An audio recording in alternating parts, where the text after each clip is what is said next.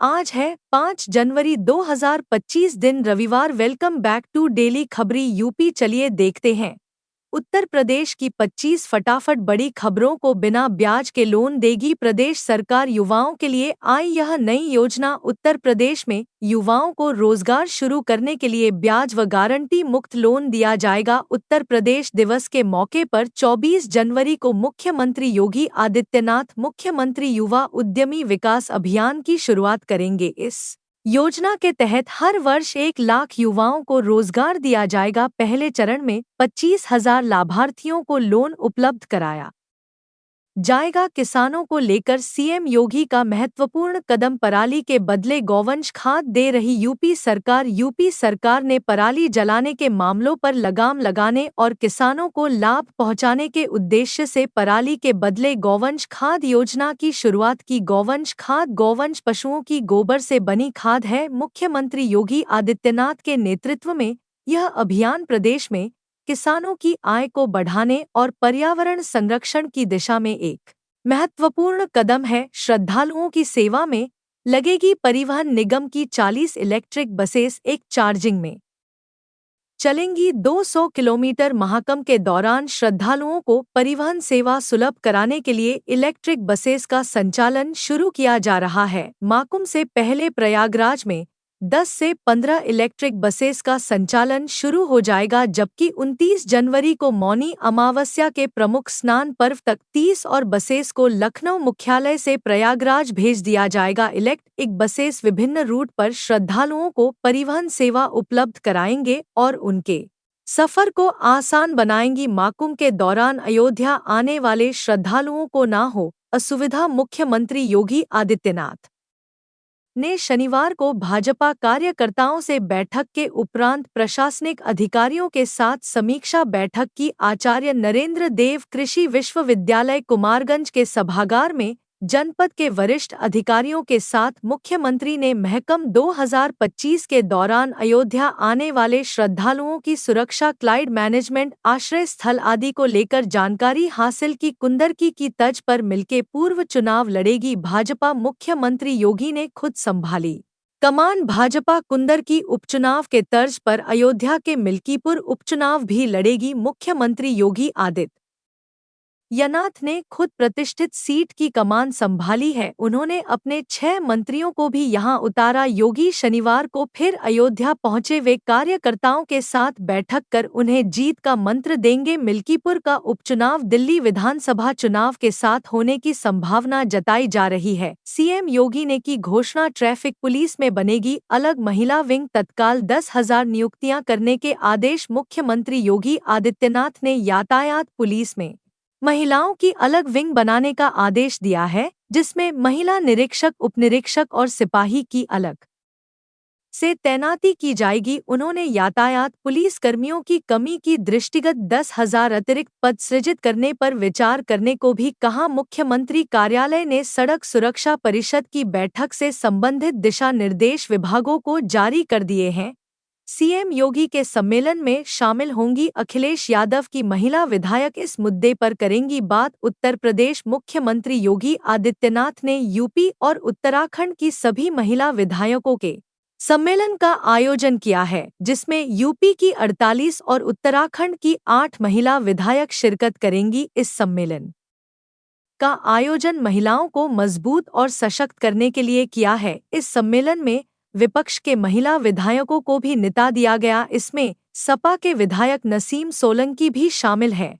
नया टर्मिनल बनाने का रास्ता साफ, प्रदूषण नियंत्रण बोर्ड ने दी हरी झंडी। कुंडराघाट में वायु सेना स्टेशन के अंदर नया टर्मिनल बनने का रास्ता साफ हो गया। प्रदूषण नियंत्रण बोर्ड ने निर्माण के लिए अनुमति प्रदान की। बीते दिनों जनसुनवाई में आम जनता से आपत्ति और सुझाव लिए गए थे, किसी ने भी आपत्ति नहीं दर्ज कराई थी। इस आधार पर प्रदूषण नियंत्रण बोर्ड ने एनवायरमेंटल क्लियरेंस सर्टिफिकेट जारी कर दिया। पिछले दिनों रक्षा मंत्रालय ने गोरखपुर एयरपोर्ट के लिए 42.1 एकड़ जमीन उपलब्ध कराने की अनुमति दी थी। सीसीएसयू की वार्षिक परीक्षाएं 11 मार्च, सम सेमेस्टर 11 अप्रैल से चौधरी चरण सिंह विश्वविद्यालय से संबद्ध कॉलेजेस में स्नातक स्नातकोत्तर विषयों की वार्षिक परीक्षाएं 11 मार्च से होंगी। विश्वविद्यालय ने वर्ष 2025 में वार्षिक और सेमेस्टर परीक्षा और इनके परीक्षा फॉर्म के संभावित तिथियां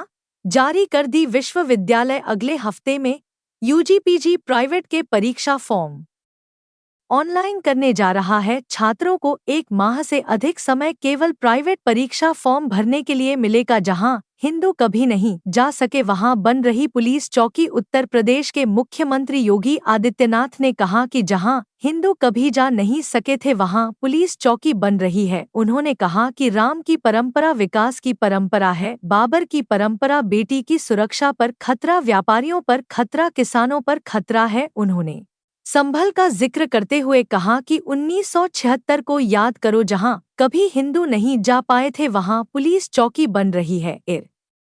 दगिर्द खुदाई के साथ कुछ स्थलों पर मंदिर निकल रहा है। आपको आस्था से वंचित रखा गया जो अब भाजपा दिलाने का काम कर रही है। एयरपोर्ट में होगा विमानों का महाकुंभ। अब तक 55 के जारी हुए शेड्यूल आगे और बढ़ेगी ये संख्या। मेले के दौरान प्रयागराज एयरपोर्ट पर विमानों का भी कुंभ देखने को मिलेगा। विमानन कंपनीज अब तक 55 विमानों का शेड्यूल जारी कर चुकी है। आने वाले दिनों में यह संख्या बढ़ सकती है। महाकुंभ के दौरान पहली बार एयरपोर्ट से 4 कंपनीज के विमानों का संचालन होगा। इसमें Akasa, Indigo, spice airlines air शामिल हैं। अब की बरस वाराणसी अंतर्राष्ट्रीय एयरपोर्ट की होगी और ऊंची उड़ान 204 में रिकॉर्ड यात्रियों का आवागमन। लाल बहादुर शास्त्री एयरपोर्ट बापपुर से यात्रा करने वाले विमान यात्रियों की संख्या में लगातार इजाफा हो रहा है। इस वर्ष 1 जनवरी से 31 दिसंबर तक कुल 3,626,453 यात्रियों का आवागमन हुआ। यह अभी तक इतने ज्यादा यात्रियों के आवागमन वाराणसी एयरपोर्ट से रिकॉर्ड है। इसका कारण है कि देश विदेश से वाराणसी के विकास और श्री काशी विश्वनाथ धाम में दर्शन है। नोएडा एयरपोर्ट में जमीन देने वाले किसानों को मिलेगा 0.0 करोड़ रुपए का मुआवजा। जेवर में बन रहे नोएडा एयरपोर्ट से जुड़ी बड़ी खबर सामने आ रही है। एयरपोर्ट के तीसरे और चौथे चरण के भूमि अधिग्रहण के लिए किसानों की सूची तैयार कर ली गई। इन चरणों में 40,000 किसानों की जमीन का अधिग्रहण किया जाएगा। इसके तहत 14 गांव की जमीन चिन्हित की गई। खुशखबरी, रेलवे ग्रुप डी भर्ती में 10वीं पास कर सकेंगे आवेदन। ITI अनिवार्य नहीं। रेलवे भर्ती बोर्ड ने ग्रुप डी पदों पर भर्ती के लिए न्यूनतम शैक्षणिक योग्यता मापदंडों में ढील दी। नए मानदंडों के मुताबिक अब सिंपल 10वीं पास उम्मीदवार ग्रुप डी पदों पर भर्ती के लिए आवेदन कर पाएंगे। ग्रुप डी नौकरी के उम्मीदवार के लिए ITI डिप्लोमा अनिवार्य नहीं होगा। इससे पहले तकनीकी विभागों के लिए आवेदन करने के लिए कक्षा 10वीं पास होने के साथ ही राष्ट्रीय व्यावसायिक प्रशिक्षण परिषद द्वारा दिया गया NAC या ITI डिप्लोमा अनिवार्य था। 2025 में काशी के विकास को मिलेगी रफ्तार। विधायकों ने गिनाए साल के प्रमुख लक्ष्य। एयरपोर्ट विस्तार से पर्यटन को मिलेगा बढ़ावा। काशी के विधायकों ने 2025 में वाराणसी को विकास की नई ऊंचाइयों पर ले जाने का संकल्प लिया। स्वास्थ्य, शिक्षा, पर्यटन, बुनियादी ढांचे पर जोर देते हुए शहरी और ग्रामीण क्षेत्र के भाजपा और अपना दल एस के विधायकों ने क्षेत्रीय विकास के लिए अपने अपने एजेंडे की घोषणा की। पिंडरा के विधायक डॉक्टर अवधेश सिंह ने कहा कि बापपुर एयरपोर्ट के विस्तार से देशी विदेशी पर्यटकों की संख्या में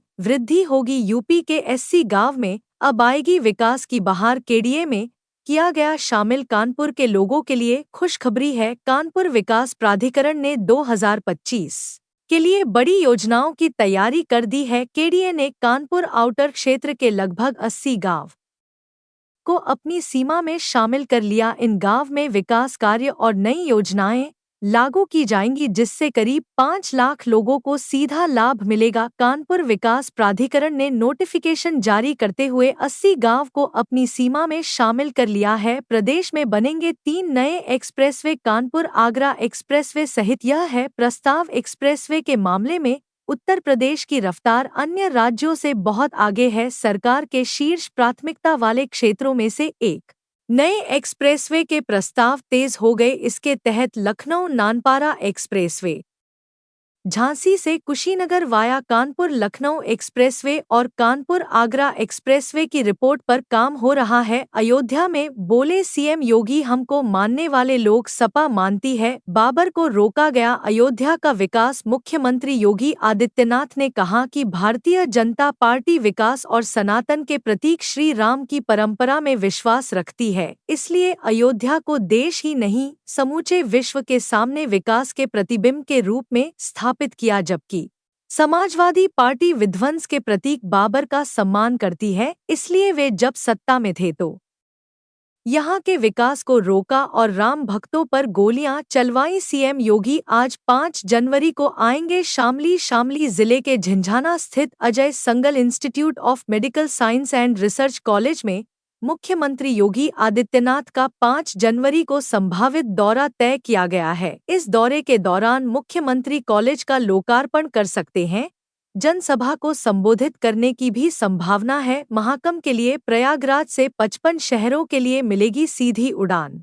सेवा निरंजनी अखाड़ा का नगर छावनी प्रवेश। प्रयागराज में सर्द हवाओं के साथ साथ कोहरे का डबल अटैक दिखाई पड़ा। कुंभ क्षेत्र में विजिबिलिटी बहुत कम हो गई। 21 जनवरी को योगी सरकार की कैबिनेट बैठक प्रयागराज में आयोजित की जाएगी। बैठक संगम क्षेत्र के मेला प्राधिकरण सभागार में मुख्यमंत्री योगी आदित्यनाथ की अध्यक्षता में होगी। इसके बाद मुख्यमंत्री समेत पूरी कैबिनेट संगम में आस्था की डुबकी लगाएगी। मंत्री ने भ्रष्टाचार किया है तो उन्हें बर्खास्त करें, सीएम योगी। पल्लवी और आशीष पटेल मामले पर बोले अजय राय। यूपी सरकार के मंत्री आशीष पटेल और विधायक पल्लवी पटेल के विवाद के बीच अब कांग्रेस ने भी एंट्री ली। दोनों नेताओं के बीच भ्रष्टाचार को लेकर छिड़ी जंग में कांग्रेस प्रदेश अध्यक्ष अजय राय कूद पड़े। अजय राय ने कहा कि मंत्री आशीष पटेल ने अगर भ्रष्टाचार किया है तो मुख्यमंत्री योगी आदित्यनाथ को उन्हें मंत्रिमंडल से बर्खास्त कर देना चाहिए। भ्रष्टाचार के आरोपों से घिरे आशीष पटेल एसटीएफ से भी खतरा बता रहे हैं।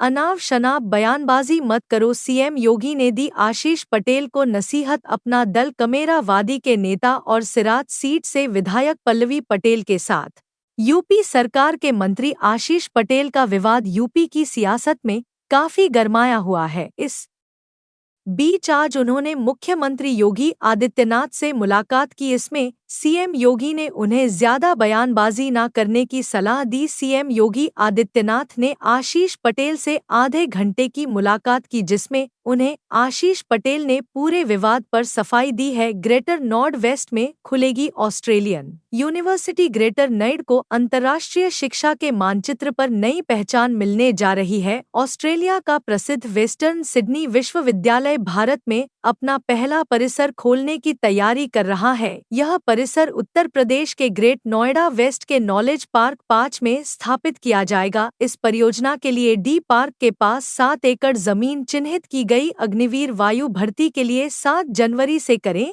आवेदन। अग्निवीर वायु भर्ती के लिए 7 जनवरी से आवेदन कर सकते हैं। अग्निपथ स्कीम के तहत भारतीय वायु सेना में शामिल होने के लिए युवक युवतियां 7 जनवरी से आवेदन करें। ऑनलाइन आवेदन की प्रक्रिया 7 को सुबह 11 बजे से शुरू होगी और 27 जनवरी की रात 11 बजे तक चलेगी। युवा भारतीय वायुसेना की आधिकारिक वेबसाइट पर आवेदन कर सकते हैं। इसके लिए आयु सीमा 17 से 21 वर्ष रखी गई है। महाकुंभ 2025 तक सभी पुलिस कर्मियों की छुट्टियों पर रोक। यूपी डीजीपी ने जारी किया आदेश। शनिवार को यूपी के डीजीपी प्रशांत कुमार ने प्रयागराज का दौरा किया। इसके बाद डीजीपी ने महाकुंभ के दौरान पुलिस कर्मियों की छुट्टी पर रोक लगा दी। विभाग द्वारा जारी आदेश के अनुसार अब महाकुंभ खत्म होने तक पुलिस कर्मियों को छुट्टी नहीं मिलेगी। हालांकि विशेष परिस्थितियों में छुट्टी की स्वीकृति दी जा सकती है। डीजीपी दफ्तर से जारी आदेश तत्काल प्रभाव से लागू कर दिया गया है। तो यह थी आज की 25 फटाफट बड़ी खबरें। अगर आपको न्यूज़ पसंद आई हो तो वीडियो को लाइक और शेयर जरूर करें। धन्यवाद।